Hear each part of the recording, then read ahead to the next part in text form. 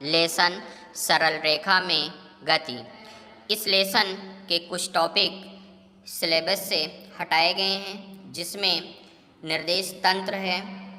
निर्देश तंत्र में जड़त्वीय तथा अजड़त्वीय निर्देश तंत्र हैं। सरल रेखा में गति है।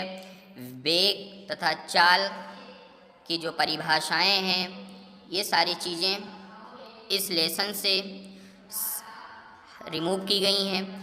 तो हमने यहाँ पर इसका जो टॉपिक है वो हम यहाँ पे त्वरण से स्टार्ट कर रहे हैं, एक्सेलरेशन से स्टार्ट कर रहे हैं। तो देखिए बच्चों कि त्वरण क्या होता है। तो हमने यहाँ पर इसकी डिफिनीशन लिख दी है कि समय के साथ वस्तु के वेग परिवर्तन की दर को वस्तु का त्वरण कहते हैं। इसे स्मॉल ए से प्रदर्शित किया जाता है। त्वरण का अगर हम मीनिंग समझने की कोशिश करें तो हम कुछ इस तरीके से इसे समझ सकते हैं कि हमारे चारों ओर की अधिकांश वस्तुएं जैसे साइकिल, कार, बस आदि असमान गति करती हैं, अर्थात इन वस्तुओं का वेग समय के साथ परिवर्तित होता रहता है। इन वस्तुओं की यह जो गति है उसे त्वरित गति कहा जाता है। वस्तुओं के वेग में यह परिवर्तन उसके वेग के परिमाण में या उसकी दिशा में अथवा दोनों में परिवर्तन के कारण उत्पन्न हो सकता है। तो किसी वस्तु में त्वरण तभी उत्पन्न होगा जब समय के साथ उसका वेग परिवर्तित हो रहा होगा। इसीलिए हमने यहाँ पर त्वरण का सूत्र लिखा है कि वेग परिवर्तन बटे समयांतराल। त्वरण का जो SI यूनिट त्वरण की जो होती है वो मीटर प्रति सेकंड स्क्वायर होती है। इसकी जो बीमा है वो LT-2 होती है। अब देखिए यहाँ पर हमने एक्सीलरेशन यानी त्वरण को पॉजिटिव और निगेटिव दिखाया है। तो पॉजिटिव दिखाने का अर्थ क्या है और निगेटिव दिखाने का अर्थ यहाँ पर क्या है। यदि वस्तु का वेग समय के साथ बढ़ रहा है तो जो त्वरण हमें मिलेगा वो सदैव धनात्मक मिलेगा, पॉजिटिव होगा। यदि वस्तु का वेग समय के साथ घट रहा है तो वस्तु का त्वरण जो है वो ऋणात्मक होगा, नेगेटिव होगा। और इस नेगेटिव यानी ऋणात्मक त्वरण को मंदन कहा जाता है। इसके बाद त्वरण के कुछ प्रकार हैं, जिसमें एक समान त्वरण है और असमान त्वरण है। तो हम एक समान त्वरण को आपको बता दे रहे हैं, इसे ध्यान से सुनिएगा। यदि वस्तु के वेग में समान समय अंतरालों में समान वृद्धि अथवा कमी होती है तब वस्तु का त्वरण एक समान त्वरण कहलाता है। जैसे गुरुत्व के अंतर्गत मुक्त रूप से कोई गिरती हुई वस्तु हो सकती है। अगर हम असमान अथवा परिवर्ती त्वरण की बात करें तो यदि वस्तु के वेग में समान समय अंतरालों में असमान वृद्धि अथवा कमी होती है तब हम यह कहेंगे कि वस्तु का त्वरण जो है वो परिवर्ती त्वरण है। परिवर्ती त्वरण के दो प्रकार होते हैं, एक औसत त्वरण होता है, एक ताक्षणिक त्वरण होता है। तो हमने यहाँ पर औसत त्वरण और ताक्षणिक त्वरण जो इम्पोर्टेंट हैं उनको हमने यहाँ पर परिभाषित किया है।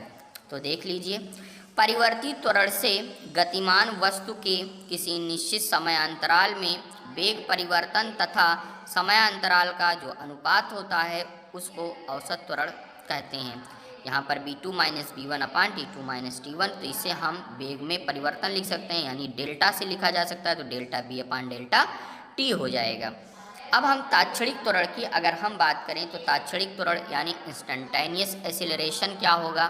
तो बच्चों ये भी देख लीजिए, परिवर्ती त्वरण से गतिमान किसी वस्तु का किसी क्षण विशेष पर त्वरण उसका ताक्षणिक त्वरण कहलाता है। यहाँ पर लिखा गया है vector a = limit delta t tends to 0 delta b upon delta t। इस वैल्यू को हम db अपान dt लिख सकते हैं। अब देखिए, जो वेग है वो विस्थापन परिवर्तन की दर होती है, समय के साथ जो विस्थापन में परिवर्तन होता है, यानी v = ds अपान dt। तो हम क्या कर सकते हैं, यहाँ पर हम लिख सकते हैं d अपान dt ds अपान dt, यानी इसका डेरिवेटिव दोबारा डेरिवेटिव लिखेंगे तो d2s अपान dt2 लिखा जा सकता है। तो ये हमारा एक्सीलरेशन हो जाएगा। इसके बाद इसे जो यहाँ पर d2s अपान d22 मिला है, इसे द्वितीय कोटि का समय अवकलज भी कहते हैं। इसके बाद अब हम पढ़ेंगे जो अगला टॉपिक है, वो हमने यहाँ पर औसत चाल जो आपके सिलेबस में दिया गया, चाल और वेग को तो हटा दिया गया है, लेकिन औसत चाल और ताक्षणिक वेग को सिलेबस में रखा गया है। तो हमने यहाँ पर औसत चाल की यानी एवरेज स्पीड की डिफिनीशन लिखी, और एक्चुअली न्यूमेरिकल में एवरेज स्पीड से रिलेटेड कुछ न्यूमेरिकल्स भी पूछ लिए जाते हैं, इसलिए ये इम्पोर्टेंट भी है और देख लीजिए। किसी वस्तु द्वारा किसी निश्चित समय अंतराल में तय की गई कुल दूरी तथा समय अंतराल का जो कुल समय लगता है उसका जो अनुपात है उसे हम औसत चाल कहते हैं। यानी कुल तय की गई दूरी बटे कुल लगा समय मात्रक मीटर प्रति सेकंड हो जाएगा। अगर हम ताक्षणिक वेग की बात करते हैं तो ताक्षणिक वेग जो है इंस्टेंटेनियस वेलोसिटी, असमान वेग से गतिमान किसी वस्तु का किसी क्षण विशेष पर वेग उसका ताक्षणिक वेग कहलाता है, जैसे अभी हमने त्वरण बताया था। तो vector v is equal to limit delta T tends to 0 delta S upon delta T, इसे हमने कहा कि D S upon D T लिखा जा सकता है, मात्रक इसका मीटर प्रति सेकंड होता है। अब हम इसके बाद गति के समीकरण पढ़ेंगे कि गति के समीकरण क्या है। तो देखिए बच्चों, गति के समीकरण आपकी परीक्षा के लिए, एग्ज़ाम के लिए इम्पोर्टेंट भी हैं। तो एक समान त्वरित गति के लिए गति के समीकरणों का कलन विधि से निगमन हमने यहाँ पर लिखा है। इसी यही टॉपिक डायरेक्ट सिलेबस में दिया गया है, लेकिन आपकी बुक में पेज नंबर 82 पर गति के समीकरण निकालने के 2 मेथड दिए गए हैं। एक ग्राफ के माध्यम से एक मेथड दिया गया है और एक कलन जो हमने यहाँ पर बताया है उसके माध्यम से दिया गया है। तो जो ग्राफ माध्यम है, ग्राफ के माध्यम से गति के समीकरण का निगमन करना, वो पेज नंबर 82 पर आपकी बुक में दिया गया है। आप लोग वहाँ से इसे पढ़ने और समझने की कोशिश कीजिएगा। तो देखिए, हमने यहाँ पर माना है कि माना एक वस्तु सरल रेखीय पथ पर समय t बराबर 0 यानी प्रारंभिक वेग जो है उसका u से गति करना प्रारंभ करती है।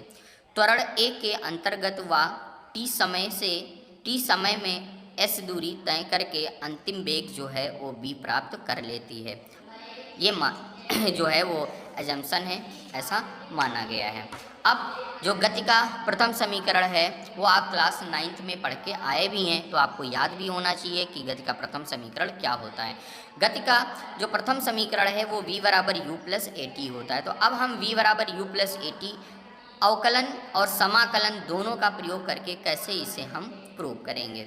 देखिए, हमने यहाँ कुछ माना है कि माना किसी क्षण t समय पर सूक्ष्म समयांतराल dt है, मतलब अत्यंत सूक्ष्म समय जो है वो dt है, में वस्तु के वेग में उस समय जो परिवर्तन हो जाता है वेग में वो dv हो जाता है। मान लो पहले कुछ वेग था, उसके बाद कुछ समय के बाद उसका वेग कुछ और हो गया, वो हमने यहाँ पे dv मान लिया है। तो वस्तु का त्वरण क्या होगा, जो हमने अभी बताया डिफिनीशन में कि वेग परिवर्तन की दर त्वरण कहलाती है, तो dv अपान dt हो जाएगा। यहाँ से हम क्या करेंगे कि dv बराबर निकालेंगे, तो dv बराबर a डॉट dt हो जाएगा। ये इक्वेशन नंबर 1 हो गई, यानी यहाँ पे मल्टीप्लाई है।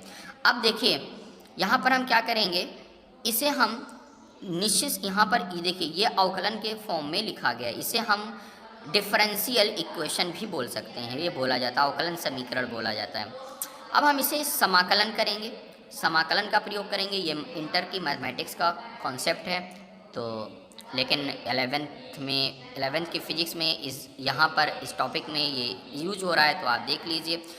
यहाँ पर हम निश्चित समाकलन का प्रयोग करेंगे। समाकलन मोस्टली 2 प्रकार का होता है, एक निश्चित समाकलन, एक अनिश्चित समाकलन। निश्चित समाकलन में लिमिट का प्रयोग करते हैं, अनिश्चित समाकलन में लिमिट का प्रयोग नहीं करते हैं। तो यहाँ पे निश्चित समाकलन करेंगे, यानी पहले जो उसका वेग था u वो प्रारंभिक यानी t बराबर 0 पे था, उसके बाद t बराबर t समय पर उसका वेग v हो जाता है। तो हम क्या करते हैं, दोनों समीकरण में दोनों पक्षों का समाकलन करेंगे, तो यानी लिमिट लगाते हुए इंटीग्रेशन लगा देंगे। समाकलन चिन्ह इसको बोलते हैं, ये लोअर लिमिट होती है, अपर लिमिट होनी, ये यानी u से v तक जाएगा, और इधर देखिए ये dt यानी 0 से t तक जाएगा। जब हम समाकलन करते हैं तो देखिए यहाँ पर हम b के सापेक्ष समाकलन कर रहे हैं, यानी db है, तो यहाँ पर सिर्फ b लिख दिया जाएगा और समाकलन कि ये लिमिट लगा दी जाएगी u से v तक। इसके बाद अब हम राइट साइड की बात करते हैं, तो a जो है यहाँ पर एक कांस्टेंट वैल्यू ली जाएगी और 0 से t तक ये dt का समाकलन करेंगे, तो यहाँ पे t के सापेक्ष हो रहा है तो यहाँ पे सिर्फ t आ जाएगा और लिमिट इसकी 0 से t हो जाएगी। अब हम b की जगह पर सबसे पहले अपर लिमिट रखेंगे, फिर माइनस लगाते हुए लोअर लिमिट, ऐसे इधर t की जगह पर पहले अपर लिमिट रखेंगे, फिर माइनस लगाते हुए लोअर लिमिट रखेंगे। तो जब हम यहाँ पर लिमिट फाइनली बच्चों रखते हैं तो देखिए यहाँ पर v की जगह पे v पड़ेगा तो b और v की जगह पे u तो माइनस u हो जाएगा। ये ऐसे रहेगा, ब्रैकेट में t की जगह पे t रखेंगे और t की जगह पे माइनस लगाते हुए 0 रखेंगे। फाइनली ये मिल जाएगा v माइनस यू बराबर at हो जाएगा, तो v बराबर u प्लस at हो जाएगा। यही गति का प्रथम समीकरण है। इसके बाद अब हम पढ़ेंगे गति का द्वितीय समीकरण। तो बच्चों ये आपको अगली वीडियो में समझाया जा रहा है।